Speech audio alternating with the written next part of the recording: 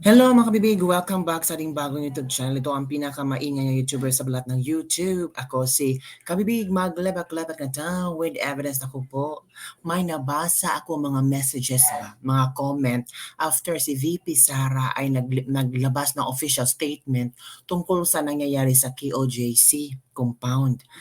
Sabi ng iilang tao, sinisisi nila si VP Sara na hindi dahil kay VP Sara, hindi sana maluklok bilang presidente si Bongbong Marcos. Kasi yung ibang mga Pilipino or mostly ang mga Pilipino or 31 million na mga bumoto kay VP Sara ay bumoto sila kay BBM dahil kay VP Sara. Kaya parang nagtampo ang ilang mga netizen. Sinisi nila si VP Sara. Dapat nga bang sisihin natin si VP Sara sa nangyari ngayon?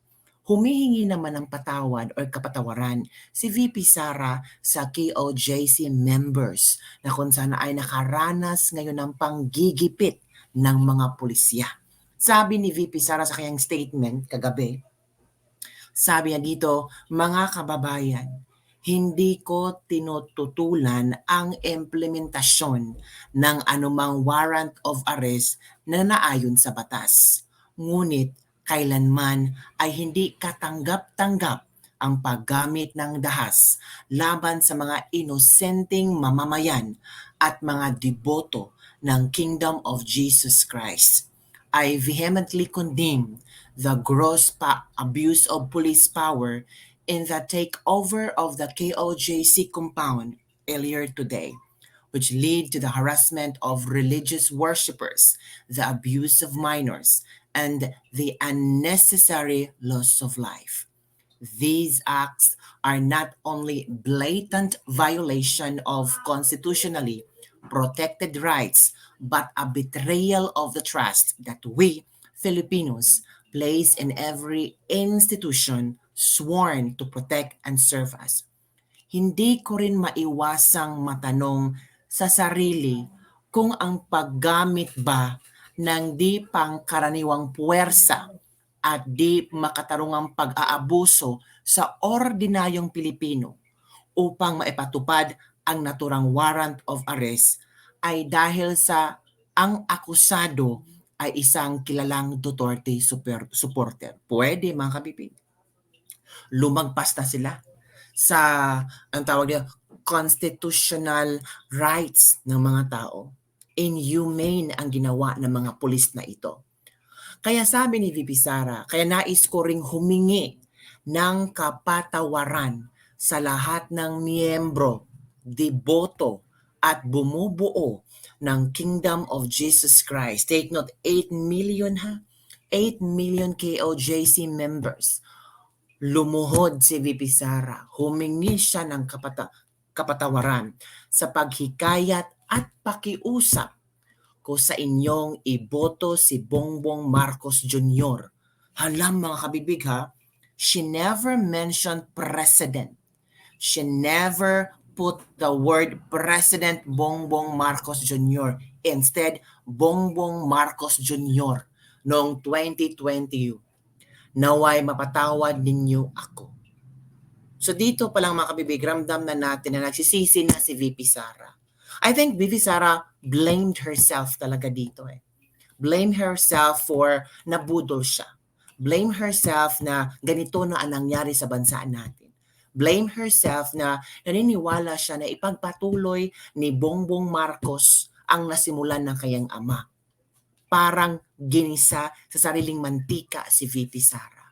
Ngayon lang yan napatanto na ito pala ang plano ng Bongbong Marcos Jr. At wala ng respeto.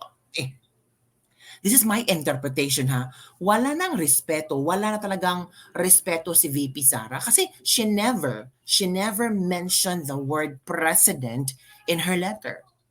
Kung meron pa siyang konting respeto kay Bongbong Marcos, edi sana President Bongbong Marcos Jr. Pero dito wala talaga. So it means, tama na. Nagising na ang agila. So, it means kabibig na hindi na tinuturing ni VP Sara na presidente si Bongbong Marcos. Hindi natin alam, but we Filipino deserve better. Filipino deserve better. Ano ang iyong komento tungkol dito mga kabibig? Baka ito ang itong nangyari ngayon sa KOJC. KOJC pa muna. Baka later on, whole Davao City na ang kanilang i-martial law. After Davao City, after Mindanao, susunod ang Visayas. Diba? Kukontrolin nila ang Visayas at Mindanao. Para sa panahon ng eleksyon, hindi tayo makakapalag kung sino ang gusto nilang pabutuhan. Halata naman ang strategy nila eh. Diba mga kabibig? Kasi sa panahon ni Pangulong Duterte, hirap ang mga Amerikanong pumasok sa Davao. Diba? Ngayon, napaka-easy na. Merong ang PNP na naka US badge nga eh. So napasok na talaga, na-infiltrate na talaga ang Mindanao. So after Mindanao, posible Visayas, panghuli ang Luzon. Para whole country, martial law. Para extended ang mga terms nila. Payag ba kayo mga bibig? Diba? So dito pa lang sa letter ni VP Sara, alam na natin na hindi na niya nirespeto bilang presidente si Bongbong Marcos. Buti na lang nagising ka, VP Sara. Kasi ang dami ng Pilipinong nananawagan, people power, people power. Kailan ka titindig? Kasi sasama ang mga tao na titindig sa'yo. Kailan ka mag-keep quiet lang? Mga kabibig. So, I really appreciate sa liham ni VP Sara. Dito natin mararamdaman ba na nagsisisi siya. Diba? Nagsisisi si VP Sara kung bakit niya dinala ang pangalan Bongbong Marcos sa election. Sabi pa ng ilang netizen, nakakaawa naman ang ating VP Sara na budol lang ng magkapatid na walang puso. We will fight again next time. Wag nang budol, we will support VP Sara. Hindi na namin susuportahan ang mga Marcos. Kung tatakbo si Amy Marcos, pasensya na. Hindi namin siyang susuportahan. Ayaw na naming magpabudol for the third time. First time na budol tayo nung kanilang ama. Second time ng kanilang kapatid. Third time ba si Amy Marcos? Hindi na. Enough na ang kailang pangloloko at pagnanakaw sa Pilipinas. At least alam ng taong bayan ang pinagagawa ng administrasyong ito. See you sa next presidential election, VP Sara, for the next president election. VP Sara, ito ang pagkakataon para kayo po ay tumindig para sa taong inabuso. Oras na para tumindig para sa bayan. Gupiin ang mga mapansamantala sa kapangyarihan, tinatama ang ginagawa nila. Kailan ka babangon, VP Sara? Naghihintay lang kami sa iyong aksyon. Nako mga kabibig. Grabe talaga parang. Pero alam niyo mga kabibig, nakatanggap ng impormasyon si Ka Eric Celis na i-take over ng mga pulis ang linya ng kuryente at supply ng tubig sa KOJC Religious Compound bago gumabi. Patuloy ang paghaharas at illegal ng panggagalugad ng mga pulis sa loob ng KOJC. Ilang misyonaryo na rin ang hindi nakapasok pa sa kanilang tahanan sa loob ng compound dahil hinaharang ng mga pulis sa gate.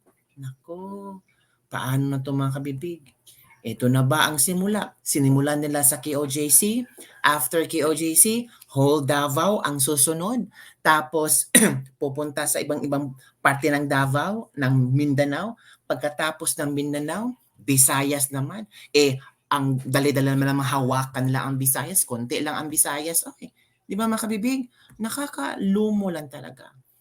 Kung ganito klaseng pamumuno, wag na lang mga kabibig.